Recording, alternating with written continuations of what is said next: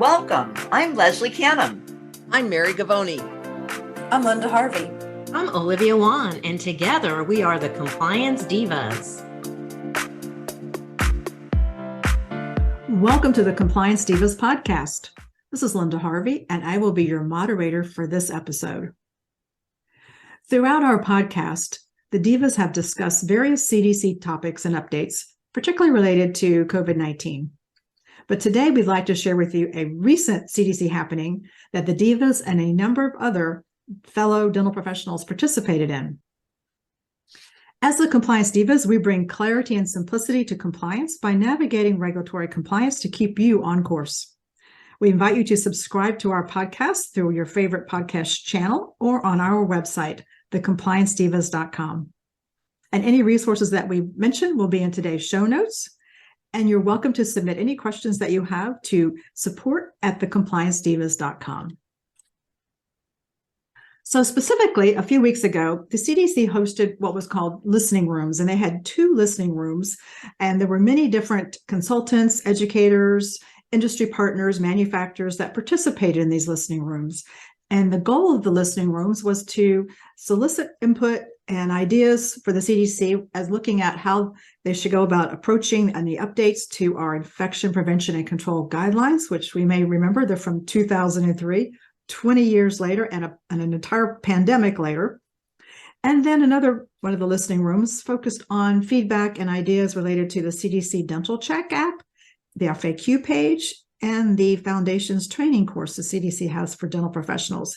So each of the Divas participated in some of these listening sessions, and it would be a great idea for us to share with you what we're learning so you can be on the cutting edge of the trends and what's new and coming up with the CDC. Leslie, I'd like to ask you to start us off, and would you mind sharing which session you attended and maybe a couple of pearls that you gleaned from that session?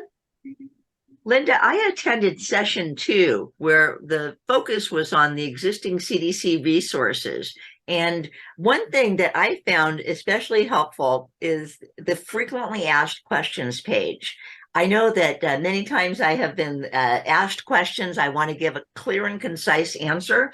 I know the answer off the top of my head, but I love when I can give a resource to my clients or audiences so that they can go back and review that resource and know that it's coming from a trusted resource. And I consider CDC to be a trusted resource when it comes to dental infection prevention and control. And the other thing that I thought was especially helpful is there's this one place, a one-stop shopping page on the CDC website that is called Infection Prevention and Control in Dental Settings, where there are a variety of topics that you can click on to get to each of the resources. From the frequently asked questions that I mentioned to the checklist, the summary checklist, and some of the training programs. And something that surprised me was that many people in dentistry, including dental assisting program instructors and other types of dental training institutions, the instructors were not aware of this resource. And apparently it's dentistry's best kept secret. Linda? Thank you, Leslie. I also participated in that same listening room, and I loved how you referenced the CDC as a trusted resource. And I think that's something that's important at all the trainings that we provide, not only for our clients, but to the audiences that we speak to, because they want to know where we're getting our information. And I think it just helps to enlighten all dental professionals so that we can all elevate our knowledge and experience in these areas. And the CDC has got some great plans in the works. Mary, which session did you attend, and what pearls did you glean from participating with the CDC? Linda, I attended the first session where we were broken up into groups and my group was given the task of discussing the overall 2003 guidelines for dental settings and what we liked and what we didn't like in those particular guidelines. The overall feeling from the group that I participated in was that we did like the guidelines because they were, for the most part, very specific. They were a great reference that we could use for not only training, but documentation and references, as Leslie talked about. It's always great to have the reference, because a lot of people will say, well, where does it say that we have to do something? But there were some negative comments, and one in particular, and one that I've kind of grappled with for a while, is being more specific about dental unit waterline testing, because the guidelines say that water lines should be tested periodically. And so that's open to all kinds of different interpretations. And it was mentioned during the listening session that that's one of the things that consultants and educators are really interested in, is having a better protocol that has more specifics, that, it may be referring to manufacturer's instructions for use and so forth, but we want something more specific about water lines. There was a lot said about the 2016 guidance from the CDC and the checklist, the infection prevention and control checklist, and a lot of comments about wanting to see that perhaps expanded, or maybe references within the guidance to that document, and so forth. And we got some good assurances from the Division of Oral Health within the CDC that they really, really want to know what we think, how we think they could make these guidelines more useful for us. So I thought it was a very positive experience. Mary, I can echo that. I thought it was a very positive experience as well. And I think it's going to be great to see the CDC advancing these resources, updating them, and making them a little more user-friendly as they go along. I think it's really important that every dental practice know about these resources. Olivia, would you mind sharing which session you attended and what was your takeaway? I attended both, and I had the opportunity to be the moderator of one of the sessions, the first one, and I actually took notes that I thought I would share with our listeners. I think Mary already covered what we like about the guidelines, but some of the improvements that had a common, how would you say, everyone shared likewise that they would like to see improve, is what Mary had mentioned: more clarification and direction on dental unit water lines, particularly with surgical procedures and using sterile water with the procedures such as pulpotomy.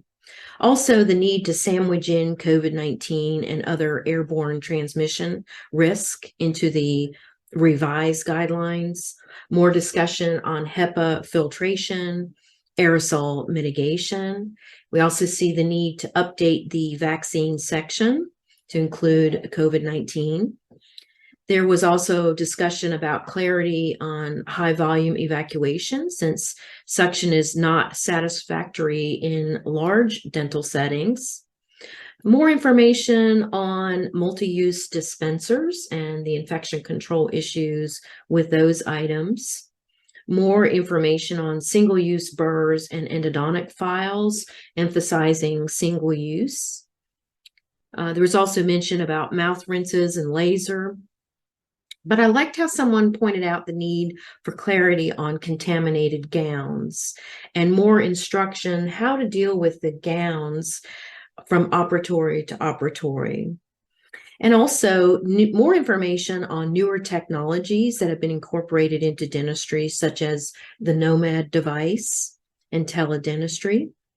We saw the need to discuss possibly reorganizing the topics, how they lay out, how they look on the screen for an online display, and having links to go to the sections that we're interested in. There's still the language of MSDS, so we want to see that updated to SDS. More focus on heat sterilization of handpieces. And someone also suggested, we need more pictures, more infographics, maybe even short, very short videos, because today's learner, today's listener, we have very short attention spans. So if we could have just a couple of minute videos here and there to provide that added instruction. And another point that was well taken was consider the literacy level of the reader. We have everyone from a dentist reading these guidelines to an entry-level dental assistant with the high school graduate background.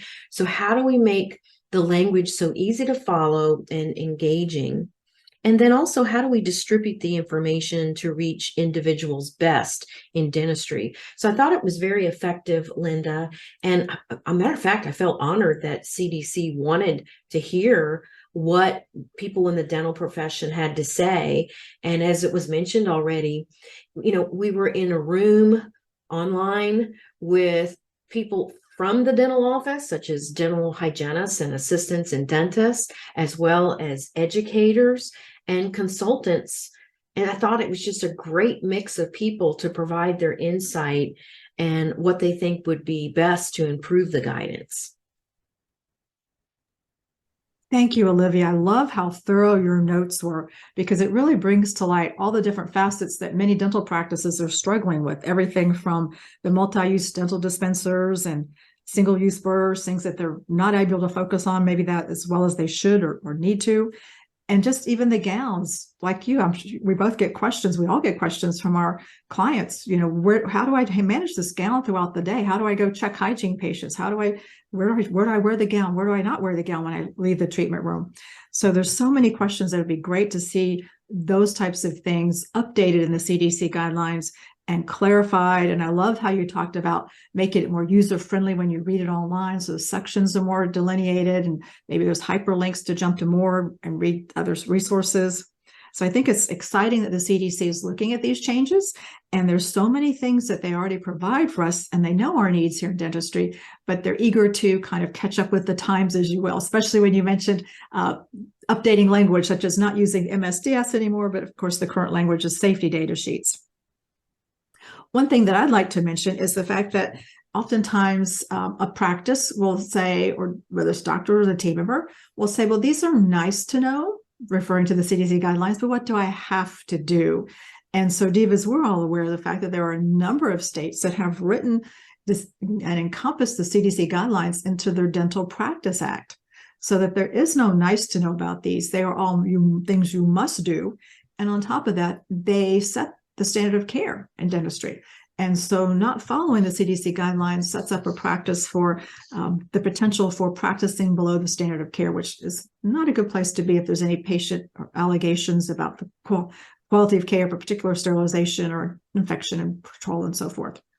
So Divas, what else would you like to share as we wrap up this podcast? Is there anything that you're still thinking we should share with our listeners? Any thoughts you'd like to bring together? Olivia. Just one point that we discussed was leadership. We just so much encourage the dentists and those that are in managerial positions to review the guidance and model it. And then there will be more likelihood that the entire team will buy into and comply with those recommendations. Fantastic. I think that's great tips. Mary? Thanks, Linda. One of the things that I struggle with sometimes when I'm interacting with my clients and I talk about, following CDC guidelines and so forth, there is a little sort of undercurrent of maybe mistrust of the CDC that's been happening just because of confusion with COVID and guidelines and guidance changing a lot. But I think we have to keep in perspective that this is our national clearinghouse for all things infection prevention and control. And even though things might have seemed a little disorganized during COVID, it's because we were just reacting, or the CDC was just reacting to the information that kept coming and coming and coming so quickly, because we were dealing with an unknown virus at the beginning of the pandemic. So I just want to reinforce with our listeners that the CDC is our go-to infection control resource. Well said, Mary. I couldn't agree more. Leslie, what would you like to add? I think sometimes people are a little bit hesitant to step into the role of the infection control coordinator because they're not sure if they're providing the right information or if they're able to lead the team in the right direction. And I want to encourage people to consider becoming certified in dental infection prevention and control. And that is a certification, as a collaboration between DAMBY, the Dental Assisting National Board, and OSAP, the Organization for Safety of Sepsis and Prevention.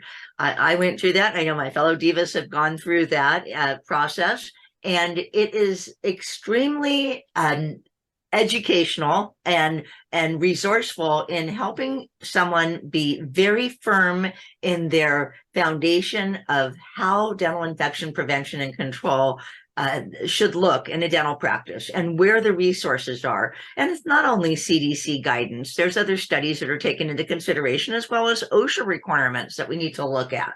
And so if someone is maybe thinking that they'd like to take the role of the infection control coordinator or the OSHA coordinator, but they're not sure, I would encourage them to take this path and get this certification. You'll be so much better off for it. And it will really help you solidify all of the components of what you need to know for dental practice infection control, plus give you the checklists and the various different things that will help you to move forward and lead your team. Whether you're the newest dental assistant with the practice or whether you're the practice owner, this is a great step for anyone to take. Oh, Leslie, so well said. So well said. I think it just enhances everyone's career. It enhances the quality of care that we provide our patients, and it just enhances the practice as a whole. So totally agree with that. So I think that's a wonderful idea. And where they can start is by downloading the resources from today's show notes. Thank you for tuning in to this episode of the Compliance Divas. We bring clarity and simplicity to compliance by navigating regulatory compliance to keep you on course. We invite you to subscribe to our podcast through your favorite podcast channel or on our website, thecompliancedivas.com. All the resources that we mentioned today can be found in our show notes and on our website. And we invite you to submit any questions about today's podcast or any other area of compliance to support@thecompliancedivas.com. And we look forward to seeing you next week.